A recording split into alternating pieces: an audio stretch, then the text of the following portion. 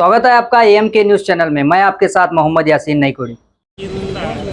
ಪ್ರಾರಂಭವಾಗಿರ್ತಕ್ಕಂಥ ಈ ನಂದಿ ಸೇನೆ ರಥಯಾತ್ರೆ ಚಿಕ್ಕೋಡಿ ತಾಲೂಕು ಯಡೂರದಿಂದ ಪ್ರಾರಂಭವಾಗಿ ಇದನ್ನು ಪ್ರಾರಂಭ ಮಾಡಿರ್ತಕ್ಕಂಥ ನಮ್ಮ ದೇಶದ ಉಪರಾಷ್ಟ್ರಪತಿಗಳಾದ ರಾಧಾಕೃಷ್ಣನ್ ಅವರೇ ಅವರು ಪ್ರಾರಂಭ ಮಾಡಿದ್ದಾರೆ ಮತ್ತು ಪರಮ ಪೂಜ್ಯ ಸುಶೀಲ್ ಜಗದ್ಗುರುಗಳು ಇದನ್ನು ಪ್ರಾರಂಭಿಸಿದ್ದಾರೆ.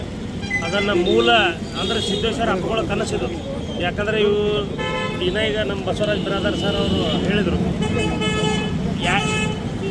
ತೈಲ ಆಧಾರಿತ ಕೃಷಿ ಒಂದು ಸಂದೇಶ ಏನಪ್ಪ ಇದು ಅಂತಂದ್ರೆ ತೈಲ ಆಧಾರಿತ ಕೃಷಿ.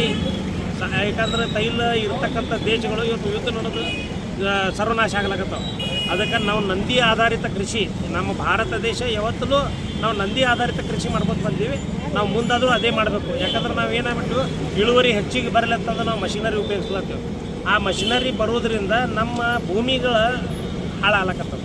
ಈಗ ನಮ್ಮ ಭೂಮಿ ಇವತ್ತು ನಾವು ಪ್ರತಿಯೊಬ್ಬರು ರೈತರಿಗೆ ನಾವು ವಿನಂತಿ ಏನು ಮಾಡ್ಕೊತೀನಪ್ಪ ಅಂತಂದ್ರೆ, ಪ್ರತಿಯೊಂದು ರೈತರು ತಮ್ಮ ತಮ್ಮ ಮನೆಯಲ್ಲಿ ಎರಡೆರಡು ನಂದಿ ಅಂದರೆ ಆಕಳಗಳು ಹೋರಿ ಇವತ್ತೇನು ಸಾಕುವಂಥ ಕೆಲಸ ಮಾಡಬೇಕು. ಅದಕ್ಕೆ ಈಗ ಉದ್ದೇಶ ಏನಪ್ಪ ಅಂತಂದ್ರೆ, ಸರ್ಕಾರನೂ ಅಲ್ಲಿ ನೀವು ಬಿಟ್ಟಿ ಭಾಗ್ಯಗಳು ಕೊಡೋ ಬದಲಿ ರೈತರಿಗೆ ಒಂದು ಈ ನಂದಿ ಸಾಕುವ ಸಲುವಾಗಿ ಒಂದು ಭಾಗ್ಯ ಕೊಡ್ರಿ. ಅವ್ರು ಕೃಷಿ ಭಾಗ್ಯ ಅಂತಂದು ಕೊಟ್ಟು ಆ ನಂದಿ ಪ್ರತಿಯೊಂದು ನಂದಿಗೆ 11,000 ರೂಪಾಯಿ ನೀವು ಅವ್ರಿಗೆ ರೊಕ್ಕ ಕೊಡ್ರಿ. ಯಾಕಂದ್ರೆ ಪ್ರೋತ್ಸಾಹಧನ ನೀಡ್ರಿ ನೀವು. ಅಂದಾಗ ಈ ಒಂದು ದೇಶ ಈ ಒಂದು ಏನು ನಂದಿ ಉಳಿಸಿ ಅನ್ನುವಂಥ ಹೋರಾಟ ಅದ ನಮ್ಮದು. ಹೋರಾಟ ಅಂತಂದ್ರೆ ಹೋರಾಟ ಯಾರದೇ ವಿರುದ್ಧ ಅಲ್ಲ. ನೀವು ಒಂದು ಪ್ರಯೋಗ ಇವತ್ತೇನು ಇಲ್ಲಿ ಹಿಡಿದು ಪ್ರಾರಂಭವಾಗಿ ಶ್ರೀಶೈಲ ತನಕ ಹೋಗ್ತದೆ. ಇವತ್ತು ನಮ್ಮ ದೇಶ ಉಳಿಬೇಕಪ್ಪ ಅಂತಂದ್ರೆ ಅದ್ರ ಬೆನ್ನೆಲುಬು ರೈತ. ಜೈ ಜವಾನ್ ಜೈ ಕಿಸಾನ್ ಅಂತ ಹೇಳ್ತೀವಿ. ಆದರೆ ಇವತ್ತೊಬ್ಬ ರೈತ ಉಳಿಬೇಕಪ್ಪ ಅಂತಂದ್ರೆ ಅದ್ರ ಬೆನ್ನೆಲುಬು ನಂದಿ. ಆ ನಂದಿ ಕೃಷಿ ಆಗಬೇಕು, ತೈಲ ಕೃಷಿ ಬಂದ್ ಆಗಬೇಕು. ಈಗ ನಂದಿ ಆಧಾರಿತ ನಾವು ಕೃಷಿ ಮಾಡ್ಕೊತ ಬಂದಪ್ಪ ಅಂತಂದ್ರೆ ನಾವು ಫಲವತ್ತವಾಗಿ ಇವತ್ತು ನಾವು ಸಾವಯವ ಗೊಬ್ಬರಗಳ ಇವತ್ತೇನು ರಾಸಾಯನಿಕ ಗೊಬ್ಬರಗಳು ಬಿಟ್ಟು ಸಾವಯವ ಗೊಬ್ಬರಗಳನ್ನು ಅಲ್ಲಿ ತಯಾರಾಗಬಹುದು ಅಂತ ಶಕ್ತಿ ಆ ನಂದಿಯಲ್ಲಿ ಐತಿ.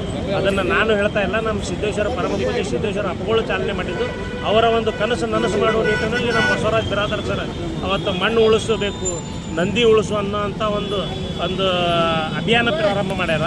ಆ ಅಭಿಯಾನ ಒಳಗೆ ನಾವು ಎಲ್ಲರೂ ಅವ್ರ ಜೊತೆಗಿದ್ದೀವಿ. ಮತ್ತು ಎಲ್ಲ ರೈತರಿಗೂ ನಾನು ವಿನಂತಿ ಮಾಡ್ಕೋತೀನಿ, ಎಲ್ಲರೂ ಅವ್ರ ಜೊತೆಗಿದ್ದು ಈ ನಂದಿ ಉಳಿಸಿ ಅನ್ನುವಂಥ ಒಂದು ಏನು ಕಾರ್ಯಕ್ರಮ ಅದ ಅದನ್ನು ನಾವು ಮುಂದುವರಿಸ್ಕೊಂಡು ಹೋಗಬೇಕು.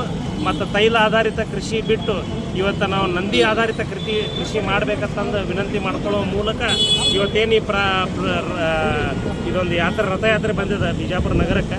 ಇಲ್ಲಿದ ಭವ್ಯವಾದ ಸ್ವಾಗತವನ್ನು ಕೋರಿ ಇದು ಮುಂದೆ ತಮ್ಮ ಎಲ್ಲೆಲ್ಲಿ ಹೋಗ್ತದೆ ಎಲ್ಲರೂ ರೈತರ ಬಾಂಧವರು ಅದನ್ನು ತಿಳ್ಕೊಂಡು ಕಿಸಿಂದ ನಮ್ಮ ಭೂಮಿ ಉಳಿಸುವಂಥ ಕೆಲಸ, ನಮ್ಮ ದೇಶ ಉಳಿಸುವಂಥ ಕೆಲಸ ನಾವು ರೈತರು ಮಾಡಬೇಕಂತಂದು ಈ ನಿಟ್ಟಿನಲ್ಲಿ ಎಲ್ಲರಲ್ಲಿ ವಿನಂತಿ ಮಾಡ್ಕೊಳ್ತಾ ಏನು ಬಸವರಾಜ್ ಬಿರಾದರ್ ಸರ್ ಅವರು ಇದೊಂದೇನು ಒಂದು ಅಭಿಯಾನ ಪ್ರಾರಂಭ ಮಾಡ್ಯಾರ.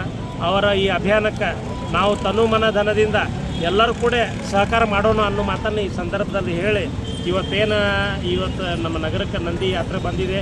ಇಷ್ಟು ಬಿಸಿಲಾದರೂ ಕೂಡ ಇಷ್ಟೊಂದು ಜನ ಸೇರಿ ತಾಯಂದ್ರೆ ಸೇರಿ ಇವತ್ತು ನೋಡ್ರಿ ನಂದಿ ತೊಗೊಂಬಂದಂಥ ರೈತರಿಗೆ ನಾವು ಇವತ್ತು ಅವ್ರಿಗೆ ಸನ್ಮಾನ ಮಾಡುವ ಮೂಲಕ, ಯಾಕಂದ್ರೆ ಇನ್ನು ಮ್ಯಾಗ ಯಾರ್ಯಾರು ನಂದಿ ಸಾಕ್ತಾರೆ ಒಟ್ಟರಿಗೆ ನಾವು ಸನ್ಮಾನಕಾರ ಅಂದ್ರೆ ಅವ್ರು ದೇಶ ಉಳಿಸುವಂಥ ಕೆಲಸ ಮಾಡಕತ್ತಾರೆ.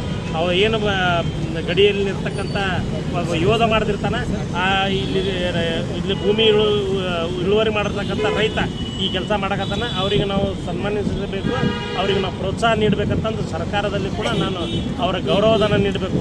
ಈ ನಂದಿ ಸಾಕುವ ಸಲ ಗೌರವಧನ ನೀಡಬೇಕಂತ ಮತ್ತೊಮ್ಮೆ ಸರ್ಕಾರದಲ್ಲಿ ಕಳಕಳಿಯಿಂದ ಕೇಳ್ಕೊಂಡು ಇವತ್ತು ನಮ್ಮ ಬಿರಾದರ್ ಸರ್ ಒಂದೆರಡು ಮಾತಾಡಬೇಕಂತಂದು ಅವರಲ್ಲಿ.